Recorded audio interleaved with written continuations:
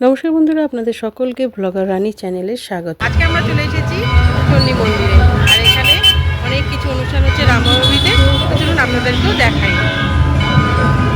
আর মন্দিরে আমি এসেছি সন্ধ্যেবেলা, তো সন্ধ্যা আরতিও শুরু হয়েছে। দেখুন কি সুন্দর করে গেটটা সাজিয়েছে। এত সুন্দর অনুষ্ঠানের দিনগুলোতে সাজায় না, মন্দির যেন আরও অপরূপা সেজে ওঠে। তো দেখুন ভক্তের সমাগম এখানে অনেক। আর এখানে মন্দিরের দেখুন উপর দিকটা কি সুন্দর করে সাজিয়েছে। এই টুনি লাইটগুলো এখন খুব জ্বলতে দেখা যায়, আর খুব দারুণ লাগে কিন্তু রাস্তায় দেখি চারিদিকে। আর এটা হচ্ছে মন্দিরে। তো ওই দেখুন ওদিকে ঠাকুরমশাই রয়েছেন মন্দিরের ভেতরে। খুব ভালো সময় এসেছি, তো সন্ধ্যা আরতিটা দেখতে পারবো। তো চলুন আগে এখানে জুতো খুলে রেখে তারপর ওদিকে যাই। দেখুন কত সুন্দর টুনি লাইট লাগিয়েছে এবং পুরো মন্দির ফুলে ফুলে সজ্জিত হয়েছে। এত সুন্দর লাগছে কি বলবো। দেখুন মন্দিরের উপর থেকে একদম নিচ পর্যন্ত শুধু ফুল আর ফুল, আর মা কত সুন্দর সেজেছে। দেখুন কত ভালো লাগে মাকে দেখতে, না সত্যি মনে হয় দু চোখ ভরে শুধু দেখেই যায়। তো রামনবমী উপলক্ষে মন্দির আজকে এত সুন্দর করে সাজিয়েছে। তো এবার ঠাকুরমশাই সন্ধ্যা আরতি শুরু করবে। তো আপনারাও দেখুন মা চণ্ডীর সন্ধ্যা আরতি, তারপর ওদিকের মন্দিরগুলো দেখাবো আপনাদের। এই মায়ের আরতি দেখতে, এই দেখুন ঠাকুরমশাই আরতি শুরু করেছেন। আর এই যে আরতির পরে যে আরতির যে তাপটা নিতে হয় প্রদীপে, সেটাও নিয়ে নিই। এটা নেওয়া কিন্তু ভীষণ ভালো। তো আমি যখনই আসি মন্দিরে এই আগুনের আরতির তাপ কিন্তু অবশ্যই মাথায় নিই। তো ওইদিকে একটার পর একটা কিন্তু জিনিস দিয়ে ঠাকুরমশাই আরতি করে যাচ্ছেন। তো আগে কিছুক্ষণ আপনারা দেখুন আরতি, তারপর ওদিকে মন্দিরে নিয়ে যাচ্ছি।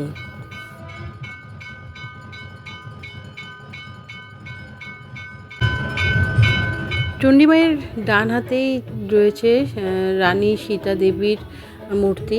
দেখুন এখানেও কিন্তু সন্ধ্যা এক্ষুনি শুরু হবে। এই মন্দিরগুলো কিন্তু নতুন তৈরি হয়েছে আমাদের এখানে। তার পাশেই রয়েছে জিন মাতার মন্দির। এখানে কিন্তু অনুষ্ঠান চলছে। দেখুন ঠাকুরেরই নাম সংকীর্তন চলছে। কত মহিলারা এখানে বসে আছেন, পুরুষ বাচ্চা সকলেই বসে আছেন এবং এই নাম সংকীর্তনে যোগদান করেছেন। ঠিক তার বাঁ পাশেই রয়েছে আমাদের খাটু বাবা শ্যামজির মন্দির। এই দেখুন খাটু শ্যামজির মন্দির। এখানে আমরা এসে প্রণাম করলাম এবং এক পাক প্রদক্ষিণও করলাম। তো অনেকেই হয়তো খাটু বাবা সম্বন্ধে জানেন, তো সেটা নিয়ে আর কিছু বলার নেই। তবে যদি না জানেন তাহলে আমি অবশ্যই জানাবো, কমেন্ট করবেন আমাকে। খাটু শ্যামজি কী হয় আমি অবশ্যই জানিয়ে দেব। ঠিক তারই পাশে আরও একটি মন্দির, এটি হচ্ছে আমাদের বাবা মহাদেবের মন্দির। সেই মন্দিরও কিন্তু খুব সুন্দর করে সাজিয়েছে। দেখুন এই যে এখানে কিন্তু জল দেওয়ার ব্যবস্থাও রয়েছে। আর তার পাশেই রয়েছে এখানে মহাবীরজির মন্দির। একই মন্দিরে আসলে আপনারা সকল দেবদেবতার প্রায় দেখা পেয়ে যাবেন। তো এটি হচ্ছে হনুমানজি, মহাবীরজি একই। আর তার পাশে রয়েছে মা শীতলা দেবীর মন্দির। তো কোনো অনুষ্ঠান আমাদের এই চণ্ডীতলায় বাদ যায় না। যখন চৈত্র মাস পরে শীতলা পূজা হয়, এদিকে যখন মহাবীর জয়ন্তী হয় তখন মহাবীর অর্থাৎ হনুমানজির জন্মদিনও ধুমধাম করে পালন করা হয়। যখন রাস আসে বা জন্মাষ্টমী পুজো হয় তখন এই রাধাকৃষ্ণর মন্দিরেও কিন্তু জমজমাট করে অনুষ্ঠান হয়। তো এটি হচ্ছে রাধারানী আর শ্রীকৃষ্ণ। তো এই পাশে যে রয়েছেন এইগুলো সব নতুন করা হয়েছে। এখানে মেলা বসে প্রত্যেক জ্যৈষ্ঠ মাসে। আপনারা কিন্তু অবশ্যই আসবেন, কেননা সেই সময় আমাদের চণ্ডী মন্দিরে বাৎসরিক পুজো শুরু হয়।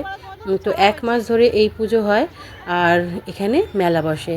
এই মেলার জন্য কিন্তু এগুলো শেড তৈরি করে দিয়েছে। এখন নানা কারণে এখানে অনুষ্ঠান করা হয়ে থাকে। তো এই পাশেই রয়েছে একটা জিম বা যে বাচ্চাদের খেলার দোলনা সব কিছু রয়েছে, ব্যায়াম করার জায়গা সব কিছু রয়েছে। আর এই হচ্ছে আমাদের বৈষ্ণোদেবী মাতার মন্দির। আমাদের কিন্তু বৈষ্ণোদেবী মাতার মন্দির জম্মু কাশ্মীরে যেতে হয় না, আমাদের এই চণ্ডী মন্দিরেই রয়েছে বৈষ্ণো মা। তো দেখুন কত সুন্দর এখানে এই বৈষ্ণোদেবী মাতার মন্দির করেছে, খুব সুন্দর লাগে। বলছি না আমাদের এখানে আসলে সন্ধ্যাবেলাটা এত সুন্দরভাবে কেটে যায়, মানে বলার কথা নয়। আপনারা যদি আমাদের আশেপাশে কেউ থেকে থাকেন তাহলে কিন্তু অবশ্যই এখানে আসবেন, দেখবেন খুব ভালো লাগবে।